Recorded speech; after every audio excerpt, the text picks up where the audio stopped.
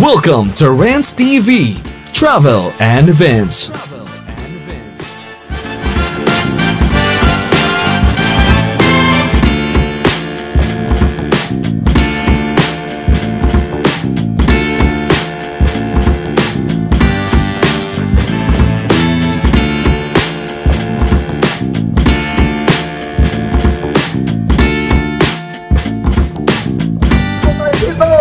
Magkaisa tayo dito. Welcome po tayo lahat.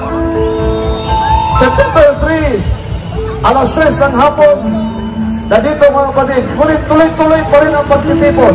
Sapagkat kami sa KOGC ay hindi na po aalis dito.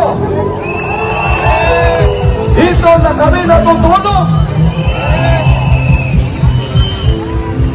Tuloy-tuloy na ang laban natin mga kababayan.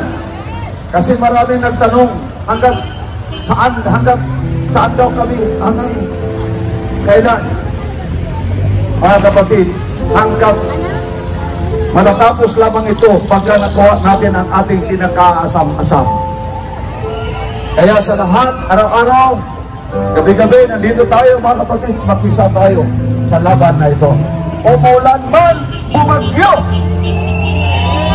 Kaya magdala kayo ng mga payong ninyo.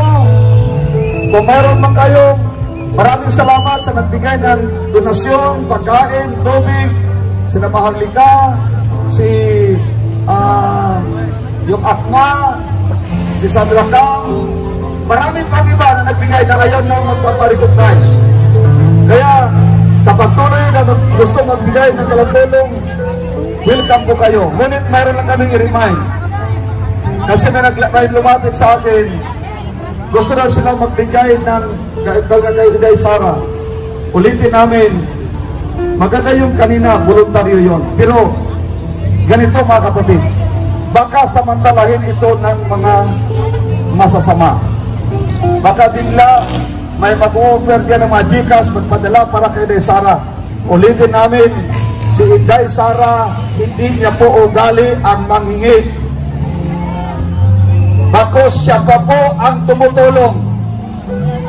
Kaya pagka mayroong magpapadala sa inyo ng may impormasyon na bigay, hindi po yan galing kay Inday. Baka scam na po yan. Amen? Nakuha niyo mga kapatid? Oh. Ang malaking tulong ninyo kay Inday, punta kayo sa Liwasan Bonifacio. Gabi-gabi. Punta kayo rito.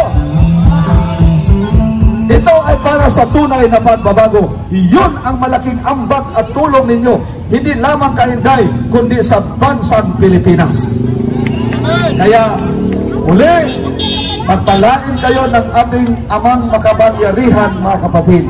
Bago tayo natin isang lugar ito, linisin natin, mga kapatid, mga basura natin, iligpit natin, at patuloy tayong manalangin sa patuloy na pagpapala ng ating Ama. Magkamayan ang lahat at ipagkita ng Ama ang pagmamahalan at pag-ibig sa bawat isa.